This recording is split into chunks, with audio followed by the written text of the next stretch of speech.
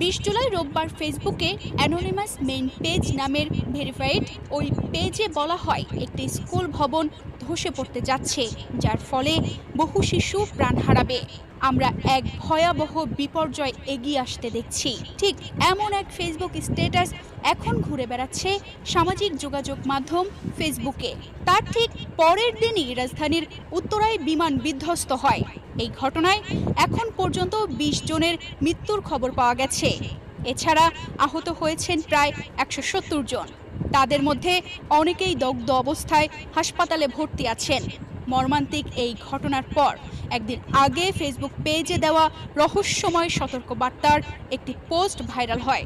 Bundle থাকলে প্রতি সেনমানিতে টাকা বাঁচবে। বিকাশ সেনমানি বান্ডেল কিনে জিতুন প্রতি লেনদেনে।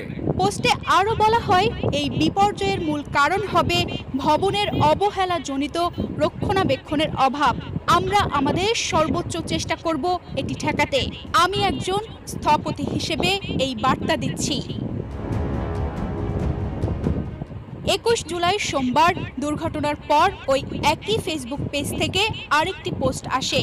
এতে বাংলাদেশের বিমান দুর্ঘটনার ভিডিও শেয়ার করে বলা হয়, আমরা সবসময় আগে ভাগেই সতর্কবার্তা পাঠাই, কিন্তু দুর্ভাগ্যভাবে সেগুলো গুরুত্ব পায় না। এটি অত্যন্ত লজ্জাজনক। এছাড়াও পোস্টে আরও বলা হয়, বর্তমানে একের পর এক বিপর্যয় ঘটছে, তাই আমাদের বার্তাগুলো মনোযোগ দিয়ে শুনুন এবং আগে থেকেই প্রতিকার খুঁজুন, না হলে ক্ষতির দায় আপনাকেই নিতে হবে। আজও সেই পেজ থেকে বলা হয়, আগামীকাল ঢাকার গাউসিয়া মার্কেটে বোমা অ্যাটাক করা হবে। কয়েক সপ্তাহের মধ্যে বাংলাদেশের বড় বোমা হামলা হবে। মূল টার্গেট হোটেল ও হাসপাতাল। পেজটির অ্যাবাউট সেকশন থেকে জানা গেছে, অ্যানোনিমাস মেইন পেজ নামের এই ভেরিফাইড পেজটি বিভিন্ন সময় নানা ধরনের আগাম সতর্কবার্তামূলক পোস্ট করে থাকে, তবে এরা কখনো নিজেদের পরিচয় প্রকাশ করে না।